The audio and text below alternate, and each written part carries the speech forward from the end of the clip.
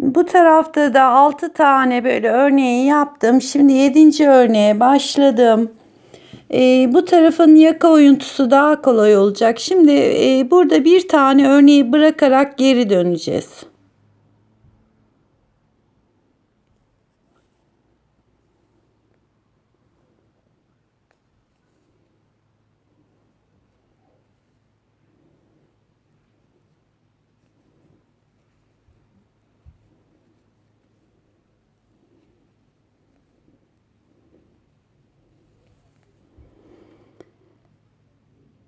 Şu son örneği bıraktım.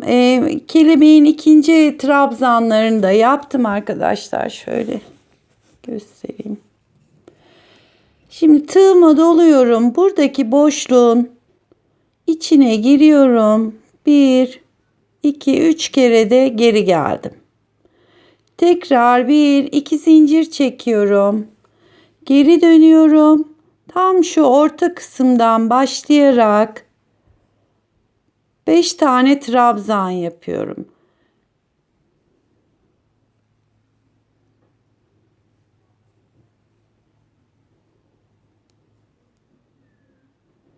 Hiç zincir çekmeden devam ediyorum.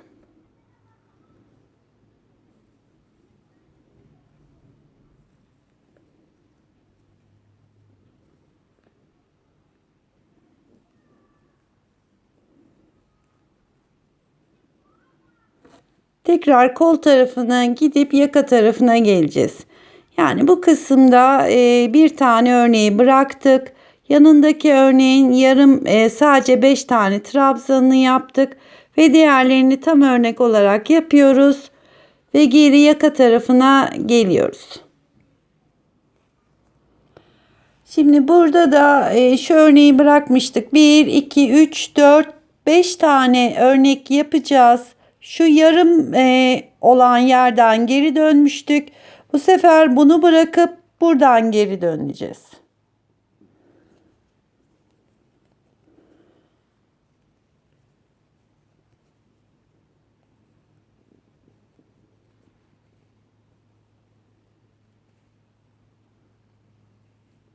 İki tane kelebeğin son trabzanını yaptım. Tığıma doluyorum. Şu aradaki boşluğa giriyorum. 3 kere de geri geldim. 1, 2 zincir çekiyorum. Geri dönüyorum. Buradaki boşluğa girerek sadece 5 tane trabzan yapıyorum. Pardon. 1, 2, 3, 4, 5. Bakın 1, 2, bu da son dönmemiz olacak. 3 tane örneğimizi burada bırakmış olduk. Şimdi devam ediyoruz. Zaten bir örnek sıramız kaldı.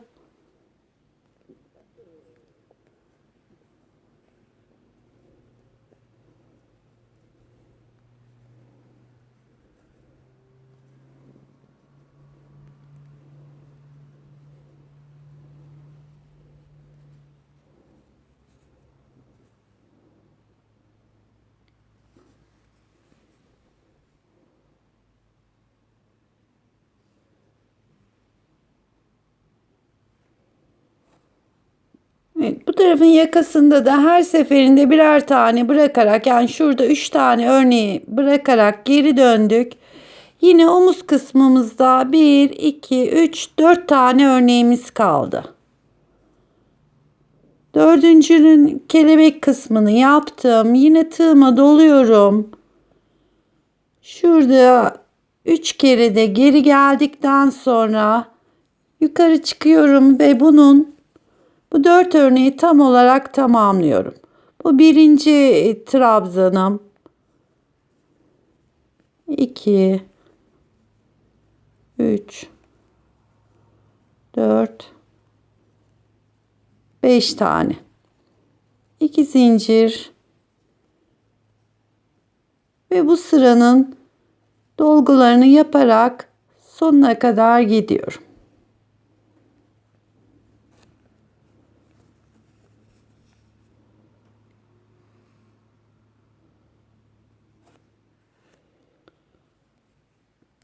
Sonunda 2 trabzan yaptım. Şöyle bir zincir çekiyorum ve ipimizi kesiyoruz. Bu omzumuz, bu tarafta da 4 tane örneğimiz kaldı omuz için. Şimdi şöyle bir göstermeye çalışayım arkadaşlar.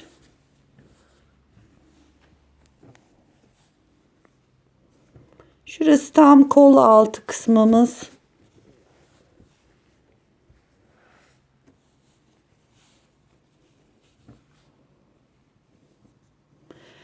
Bu ön kısım böyle üst üste binecektir. Endişe etmeyin. Giyildiği zaman şu şekilde duracak.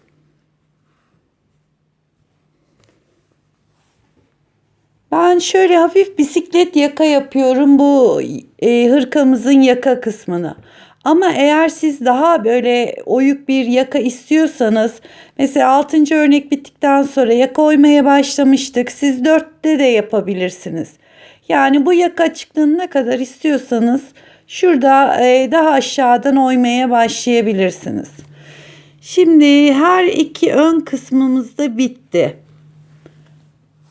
Tam arkada 11 tane örneğimiz var. O kısım kaldı. Şimdi arkaya başlayalım.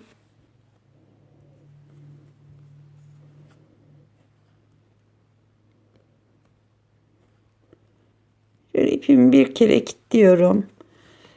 Yine aynı noktadan, yani kolu başladığımız şuradaki boşluktan giriyorum.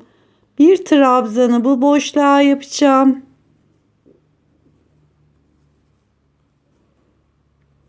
Bir tanesini de şu kenardaki trabzanın tepe noktasına yaparak burada da 2 tane trabzan yapmış oldum.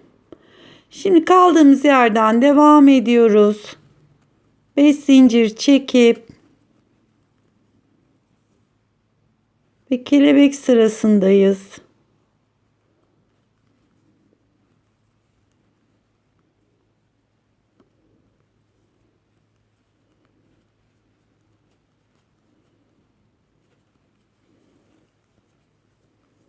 Ve sıranın sonuna kadar bu şekilde bu 11 örneği tamamlıyoruz. Evet, bu da 11. örneğimiz. Yalnız bunu ipinizi bağlarken arkadaşlar, yani bir alt sırada kelebek sırası bu yönde düz. Bakın bu dolgu sırasının tersi. Yani başlarken buradan başlayıp diğer tarafa doğru değil, kaldığımız yöne dikkat ederek yapacağız. Şimdi 11. örneği yaptım. 5 tane zinciri çektim.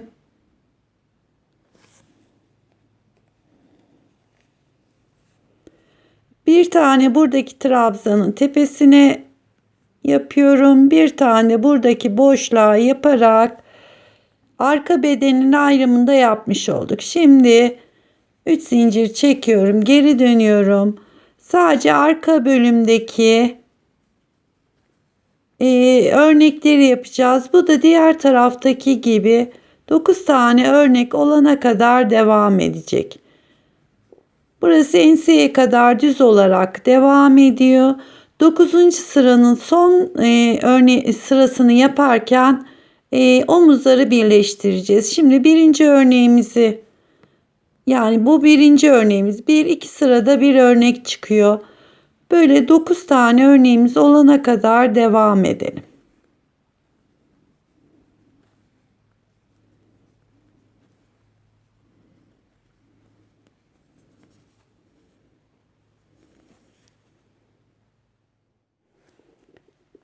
Arka kısımda da 1, 2, 3, 4, 5, 6, 7, 8 ve 9. örneğin şimdi dolgu sırasındayız.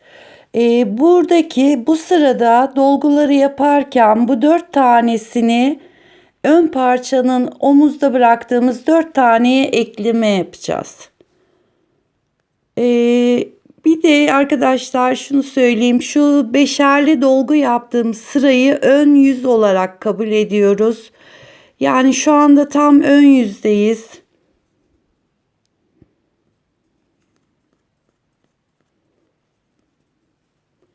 Şurayı beraber çekelim. Sıranın sonunda 5 zincirle 2 trabzanı yaptım.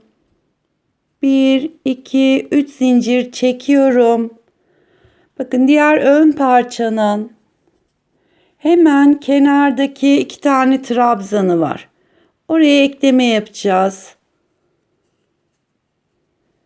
Buradaki trabzanın ortasına girdim.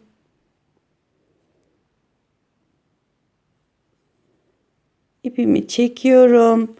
Tekrar buranın ikinci trabzanını yapıyorum. Ve tekrar ikinci trabzanın tepesindeki boşluğa giriyorum.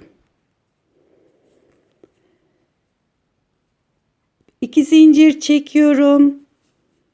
Bir tane trabzan yapıyorum ve karşılığındaki trabzanın tepe noktasına ekleme yapıyorum. Ve buradaki 5 tane trabzanı yaparken karşılığındaki 5 tane trabzana ekleme yapıyoruz. Önce trabzanı yapıyorum. Karşısındaki trabzanın tepe noktasından buraya ekleme yapıyorum.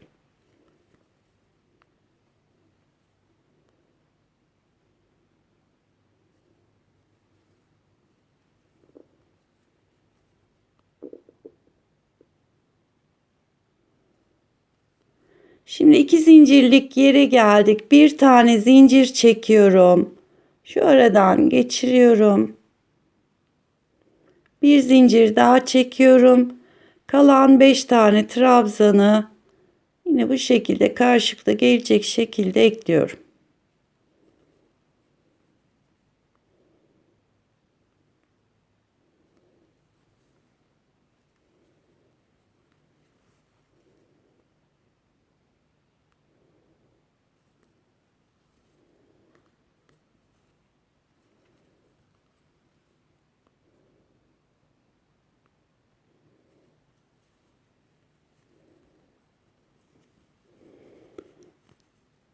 Bakın buradaki 5 trabzanın karşılığında da yine aynı şekilde örneğimiz devam etti. Şimdi hiç zincir çekmeden diğer örneğe geçeceğiz. Önce şuradaki boşluğa ekliyorum. Daha sonra diğer örneğin ilk örneği trabzanını yaparak eklemeye devam ediyorum.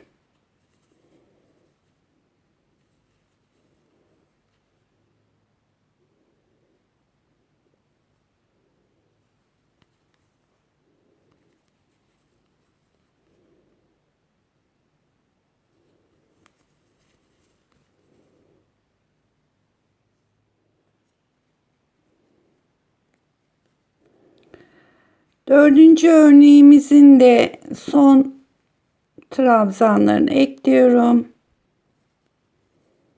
Bir tane de bu boşluğa yaparak omuz eklemesini yapmış olacağız. Şimdi şurada bir iki zincir çekeyim. Ekleme yerini bir göstereyim arkadaşlar.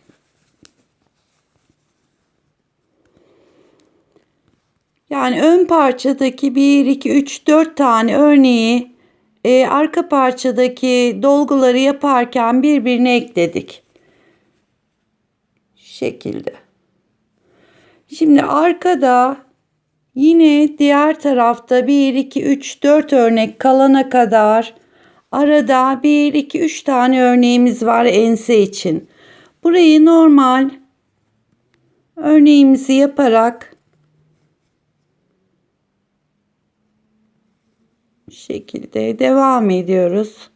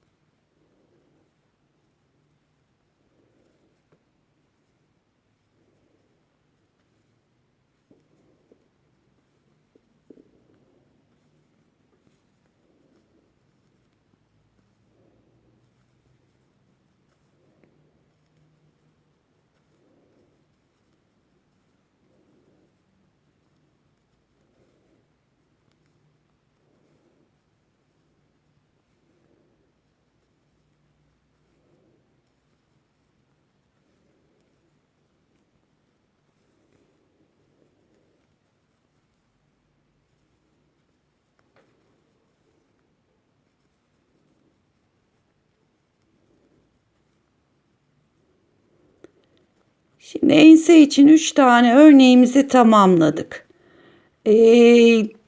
Diğer tarafı da kalan 4 tane örneğimizde diğer ön parçaya ekleme yapacağız. Bakın ense için şöyle şu kadar 3 tane örneği yaptık. Şimdi diğer parçamızı alıyoruz.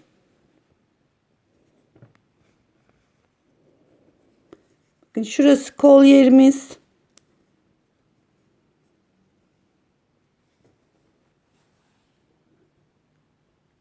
Bunu da buradan ekleyerek, karşılıklı ekleyerek bu omuzda birleştirmesini yapacağız.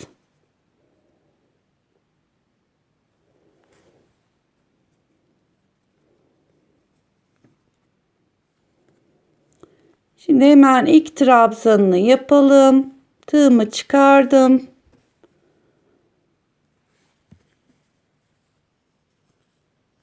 Karşıdaki omuzun hemen ilk trabzanın tepe noktasına girerek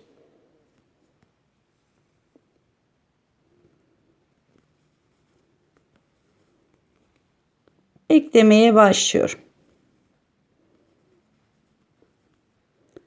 Yani bu tarafta hem örüyoruz hem de parçaların karşılıklı gelerek birbirine eklemesini yapıyoruz. Yani hiç omuz dikişiyle uğraşmayacağız.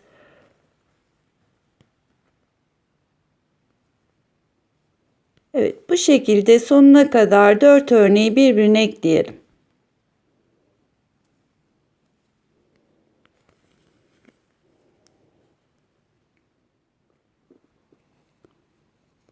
Artık son kenardaki 2 trabzanı da ekleyerek omuz birleştirmelerini tamamlamış olacağız.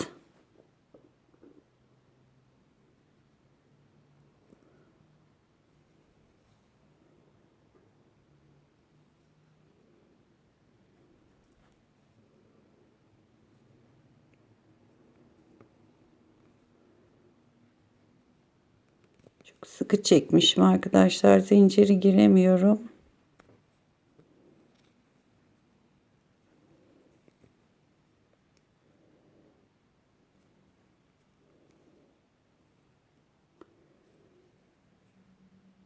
Burayı da ekledim. Bir zincir çekiyorum. İpimi kestim.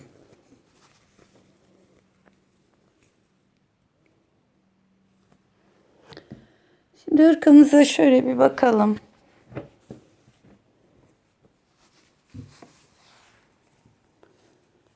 Bakın buralar omuz yeri, kol yerimiz.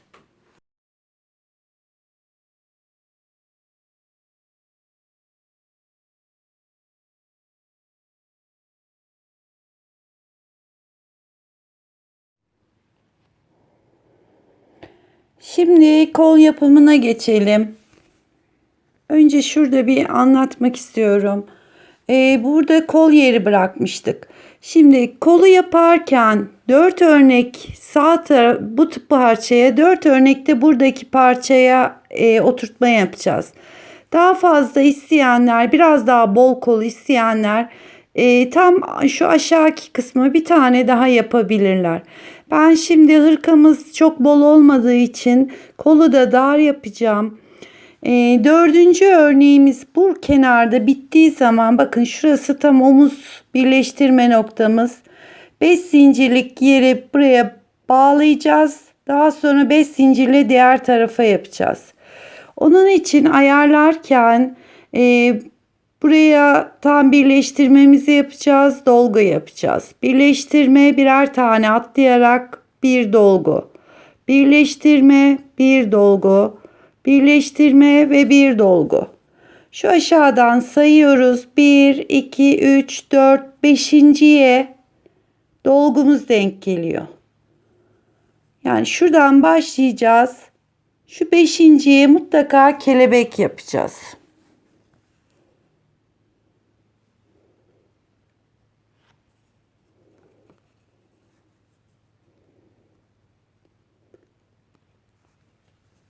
Şimdi tam şu 2 zincirli trabzanlarımız vardı.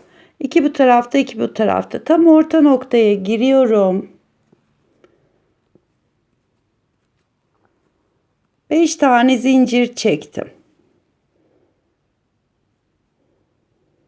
Buraya dolgu yapacağımız için buradan buraya atlarsak bir büzme olayı olacak. Onun için şuraya bir kere giriyorum. Tekrar 5 tane zincir çekiyorum.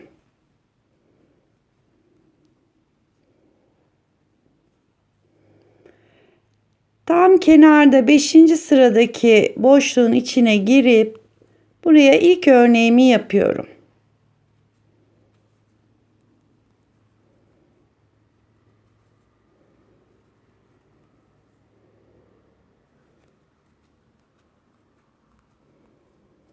Beş zincir çekip bir tane boşluğu atlayıp diğerine kitleme yapıyorum. 5 zincir çekip bir taneye atlayıp diğerine örneğimi yapıyorum.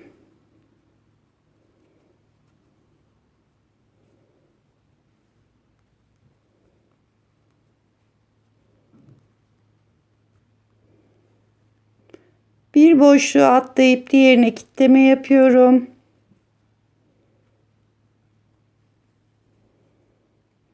Bir tane atlayıp buradaki noktaya da bu 3. örneğimiz.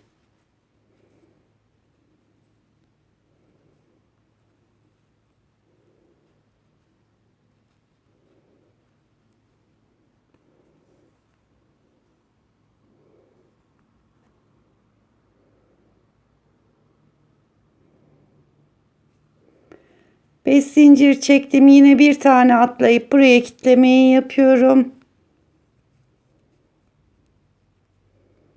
5 zincir çekiyorum. Bir tane boşluğu kenardaki trabzan sırasına atlayıp diğerine 4. örneğimi yapıyorum.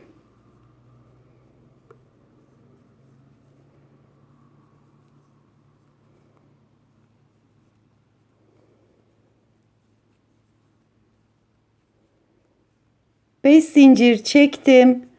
Bakın tam zaten şu omuz kısmının olduğu yere geliyoruz. Birleşme noktasına. Oraya tam burası orta noktamız, kilitliyorum.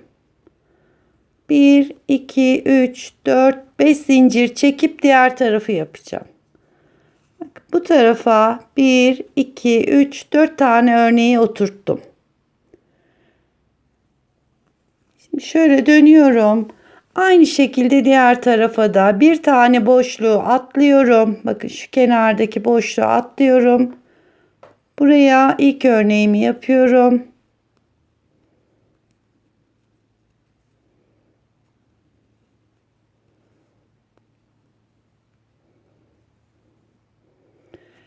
Bir, iki, üç, dört, beş zincir çekiyorum.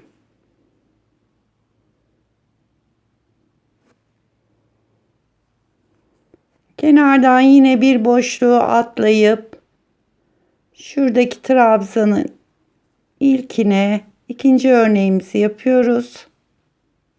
Pardon, kitleme yapacağız buraya. Buraya kitlememizi yapıyoruz.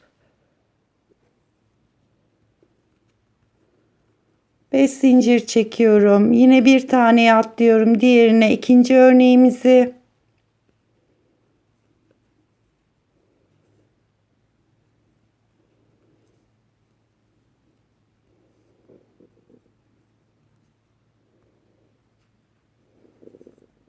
Bir tane atlıyorum.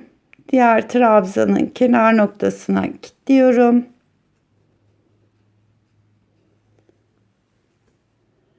Yine bir atlayıp buraya üçüncü örneğimizi yapıyoruz.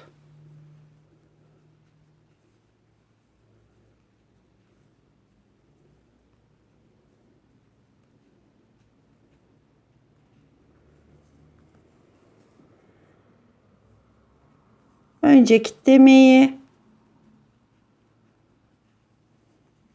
ve bu da bu tarafın dördüncü örneği.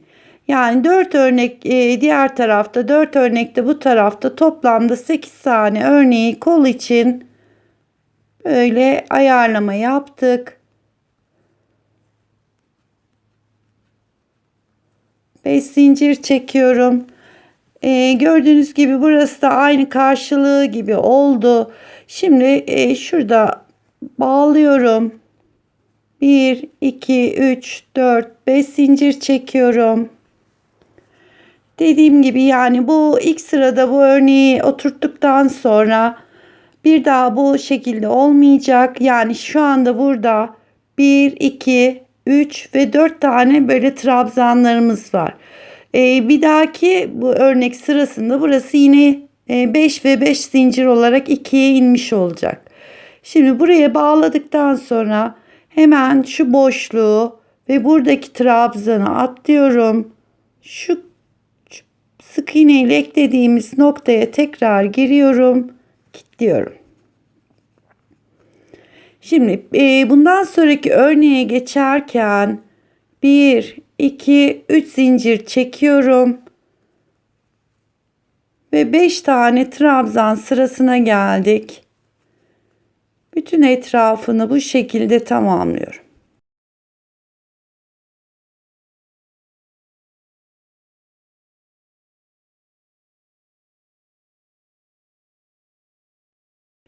Dediğim gibi yani ilk örnek sırasını yaparken 8 tane örneğimizi kol kısmına oturttuktan sonra örneğimiz aynı şekilde devam ediyor.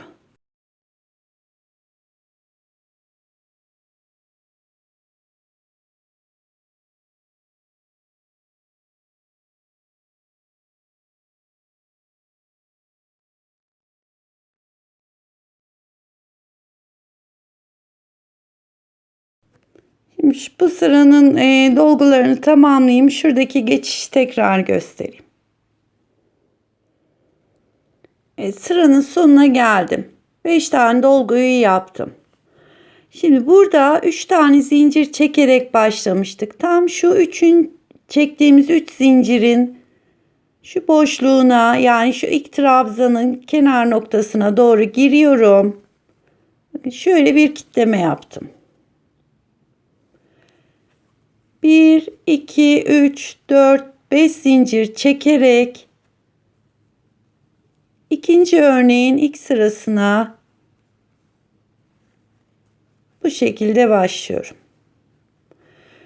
Tek farkı bedende yaparken dolgudan dolguya geçiyorduk. Bunda sıra çıkışımızı şöyle bir 3 zincir çekerek başlıyoruz. İsterseniz buraya trabzan olarak düşünün, yani 2 trabzan yaptığımız yer olarak düşünün. 3 zincir çekerek dolgu sırasına başlıyoruz. Dolgumuz bittiğinde yine bu dolguları birbirine birleştiriyoruz. Bir üst sırayı yine 5 zincir çekerek başladım. Bu şekilde örneği tamamlıyorum.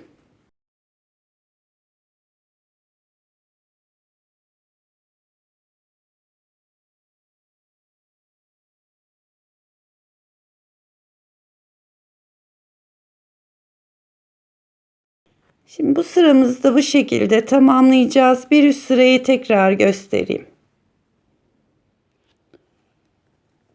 Sıranın sonuna geldim. Son kelebeğimi yaptım. 5 zincir çektim.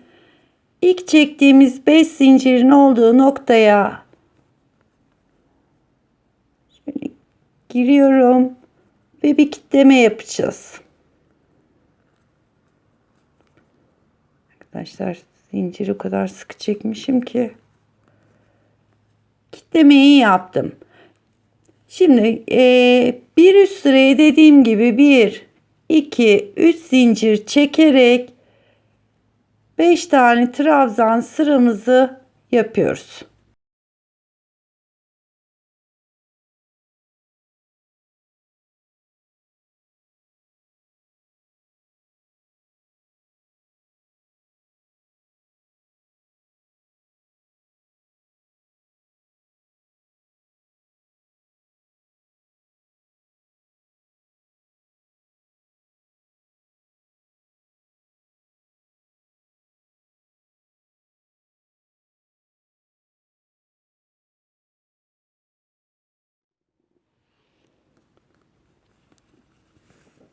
Şimdi dolgu sıramı da tamamladım. Buraya geldiğimiz zaman şu 3 tane zincir çektiğimiz nokta vardı. Hemen şuraya giriyorum. Şöyle bir kitleme yapıyorum. Ve bu kol altında da birleştirmemizi yaptık. Bir üst sıraya 1, 2, 3, 4, 5 zincir çekip kelebek sırasıyla başlıyoruz.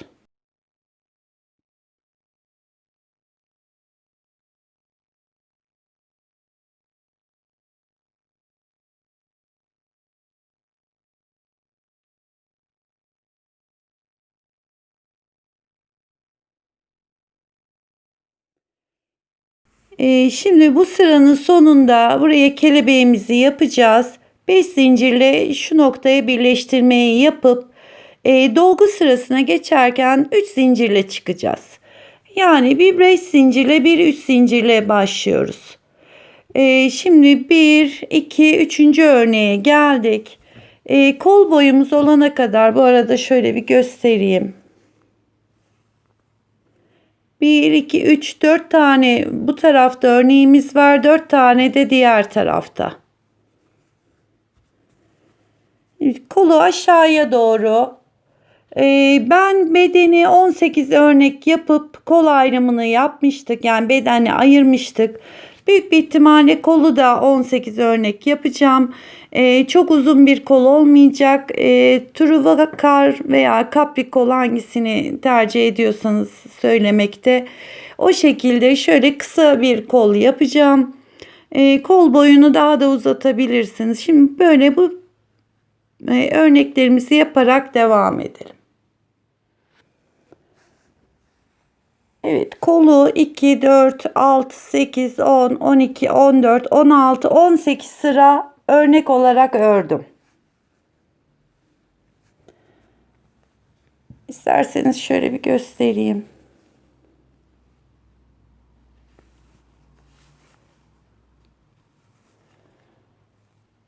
Dediğim gibi kolumuz şöyle kısa bir kol olacak. İsteyen daha da uzatabilir. Şimdi son dolgu sırasını yaptım. Buraya bir sıra sık iğne olarak tamamlayacağız.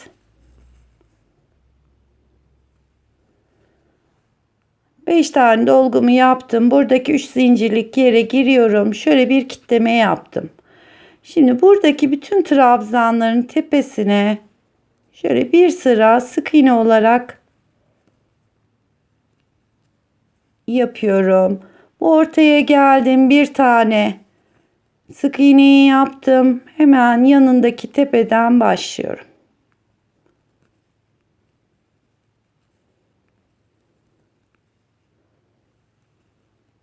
Bu araya bir veya iki tane yani sık iğne yapabilirsiniz. Şimdi tam şu orta göbeğe geldim. Şöyle giriyorum. Bir tane de buraya yapıyorum.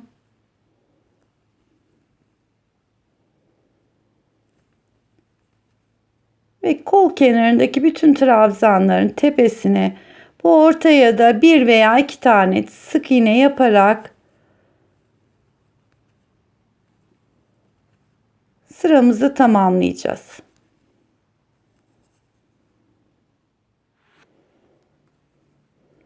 Evet, sık iğne ile sonuna kadar geldim.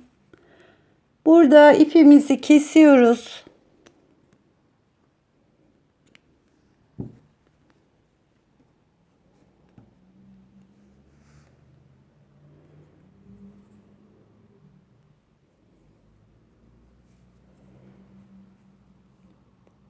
Hemen şuradaki sık iğnenin içine girdim.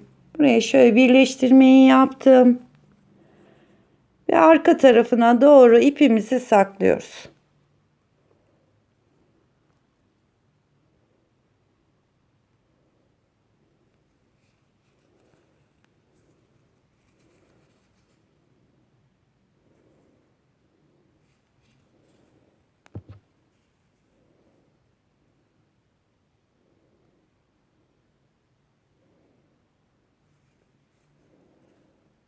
Şuraya da bir düğüm atalım.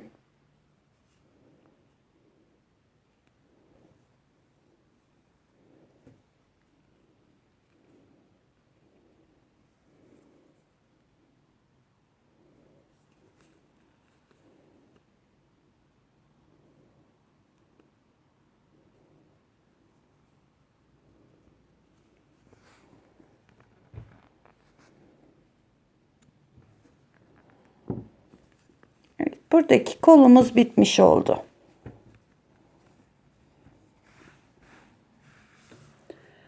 Şimdi aynı şekilde diğer tarafı da başlıyoruz ve diğer kolu da tamamlıyoruz.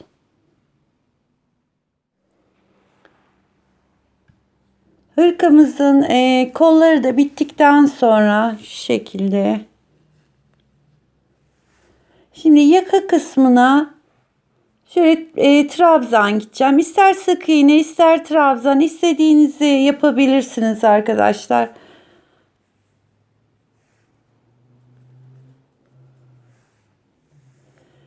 Şimdi şu kenarın hemen ilk trabzanın tepesine giriyorum.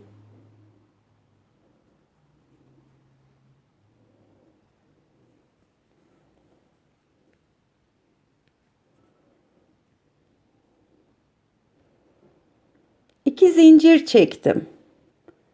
Yanındaki trabzanın tepesine yapıyorum.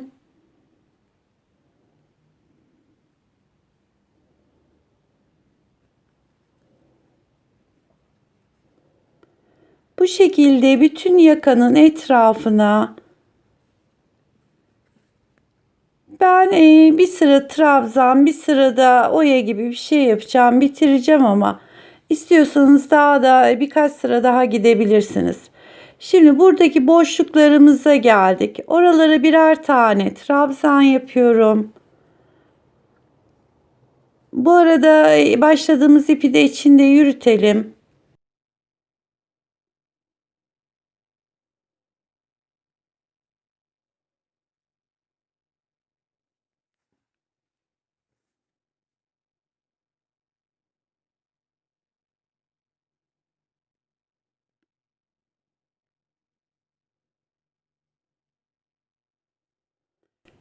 Şu kelebeğin ortasında olan yerlere, buradaki boşluğa bir tane yaptım.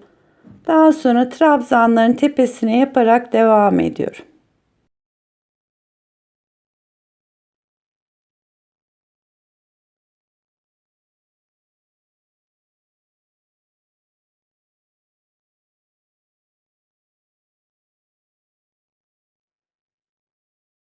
Bir de şurayı göstereyim.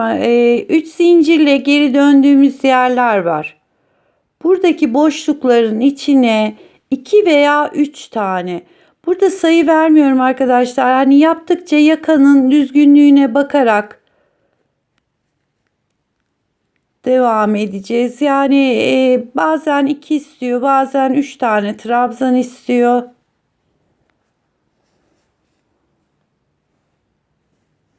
Bu şekilde yakanın tüm etrafını trabzan olarak devam edelim.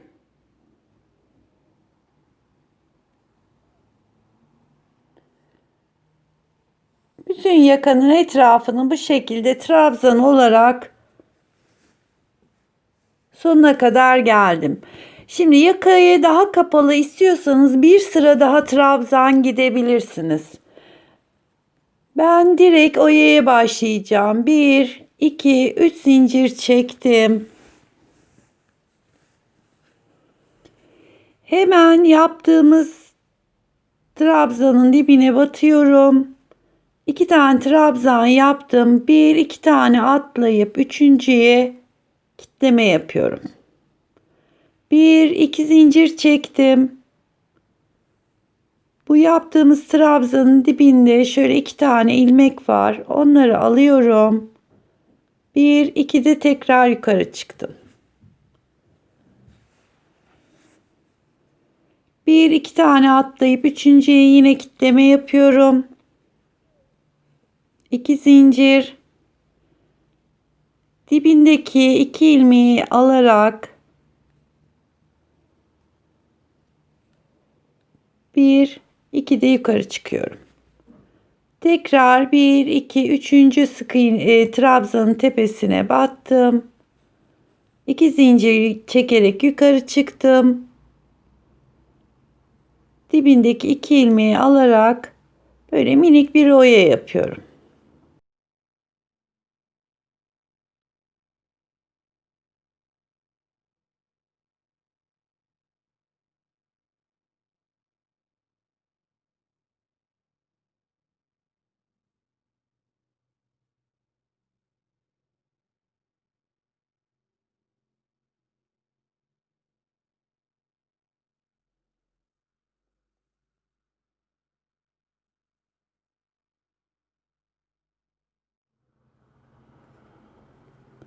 Yakanın sonuna kadar oyayı yaparak geldim. Buraya şöyle bir kitleme yapıyorum ve bir tane de zincir çekip ipimi kesiyorum.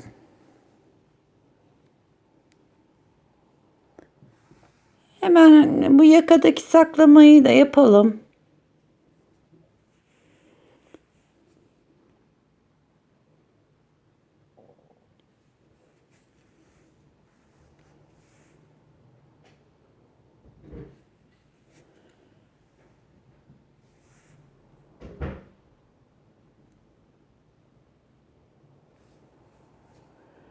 Şöyle biraz içerlere doğru buradaki ipimi yürütüyorum.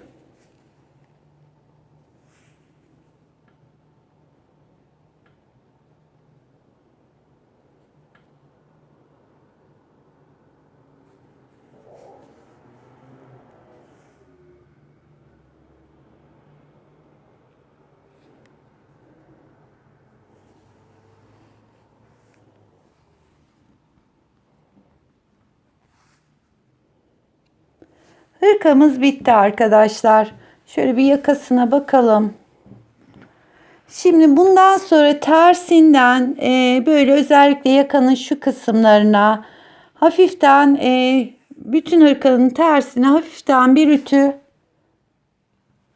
yapalım. Yani ben ördüğüm şeyleri çok hafif böyle çok fazla sıcak olmayan bir ütüyle, ılık bir ütüyle yani ütülemesini yapıyorum. Hırkamız bu şekilde.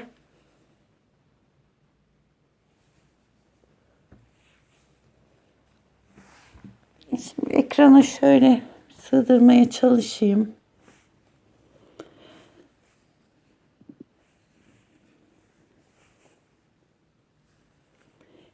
Hırkamıza 3 tane ipim bitti. Bu da 4. ipim ki %80'i duruyor. Yani %20'sini ancak kullanmışımdır. Videonun altına açıklamalar kısmına ipleri yazıyorum arkadaşlar. Yani 4 ip olarak yazacağım. 4. ipten kullandığım için. Evet, hırkamız bu şekilde. Yapacak arkadaşlara kolay gelsin.